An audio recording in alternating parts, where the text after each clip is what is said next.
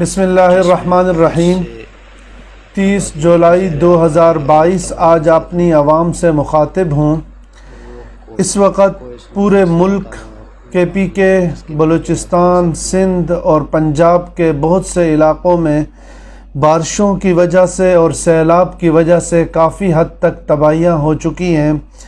مسلسل کافی دنوں سے میں اپنی ٹیم کو ورک کے اوپر لگائے ہوئے تھا کہ جن جن علاقوں میں کیا کیا نقصانات ہوئے ہیں ان کا جائزہ لیا جائے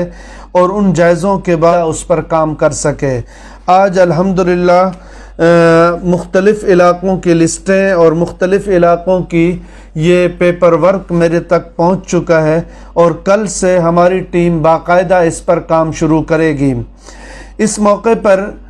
میں چند باتیں علاقہ انتظامیہ سے بھی واضح طور پر کرنا چاہتا ہوں۔ ابھی اس وقت تقریباً 10 دنوں سے پورے علاقے میں بارشوں سے تباہی ہو چکی ہے اور وفاقی حکومت، صوبائی حکومت کو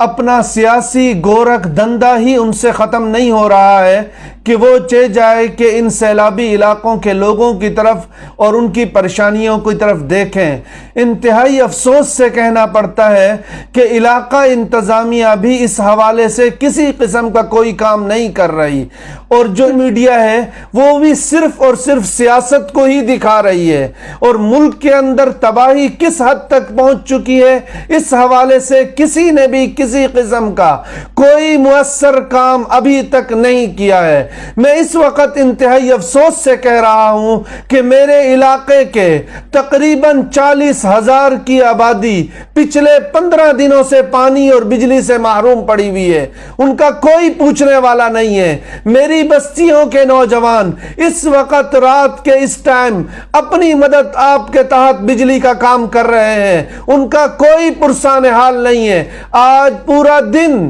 وہ علاقہ انتظامیہ سے رابطے کرتے رہے بجلیوں کے حوالے سے، علاقہ انتظامیہ مختلف سیاسیوں کے بارے میں کہتے رہے وہ سیاسی فون کرے گا تو ہم یہ کام کریں گے، فلاں سیاسی یہ کام کرے گا، فلاں سیاسی اگر یہ بات کرے گا تو ہم یہ کام کریں گے۔ میں انتہائی افسوس سے کہنا چاہتا ہوں خدا را اس سیاسی دلدل سے ہٹ کر اپنی عوام کی طرف توجہ دیں اور انشاءاللہ میں اس وقت اپنی ٹیموں کے ساتھ کچھ نوجوانوں کو بلوچستان اور کچھ نوجوانوں کو KPK کے مختلف علاقوں کی طرف بھی بھیج رہا ہوں۔ انشاءاللہ وہاں بھی کام ہوگا اور جنوبی پنجاب تحصیل توسا کے اندر بھی بھرپور طریقے سے انشاءاللہ ہم کام کی طرف جا رہے ہیں۔ میں اس ٹائم پر بار بار ریکویسٹ کرتا ہوں ان علاقوں کو محروم نہ رکھا جائے۔ اگر محروم رکھا گیا تو ان علاقوں سے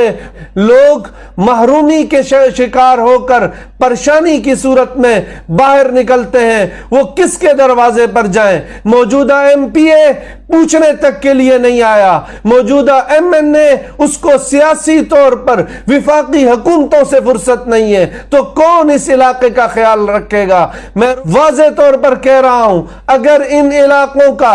صحیح طریقے سے خیال نہ رکھا گیا یہ لوگ اگلی دفعہ تمہیں ان علاقوں میں پاؤں بھی نہیں رکھنے دیں گے۔ اور اس وجہ سے میں تمام اپنے ساتھیوں سے اپنی ٹیم سے درخواست کرتا ہوں یہ جو لسٹیں مرتب کر کے ہمارے حوالے کی گئی ہیں میں ان لسٹوں کے مطابق انشاءاللہ باقاعدگی سے کل کام شروع کر رہا ہوں اور انشاءاللہ وہ کام تمام لوگوں کو نظر بھی آئے گا۔ میں ریکویسٹ کرتا ہوں پورا علاقہ انتظامیہ سے ریکویسٹ کرتا ہوں اور سیاسی لوگوں سے خدا را اپنی سیاسی معاملات سے باہر نکلیں اور ان غریب لوگوں کو دیکھیں جن غریب لوگوں کے اس وقت حالات ایسے ہیں کہ ان کے پاس رات کے لیے کوئی ٹھکانہ نہیں، دن کے لیے کوئی ٹھکانہ نہیں، وہ اس وقت بھی روڈوں پر اور گلیوں کے اندر پڑے ہوئے ہیں۔ میں درخواست کرتا ہوں بھرپور طریقے سے جتنا ہو سکے وہ اس علاقے کی خدمت کرے۔ اور میں نے دیکھا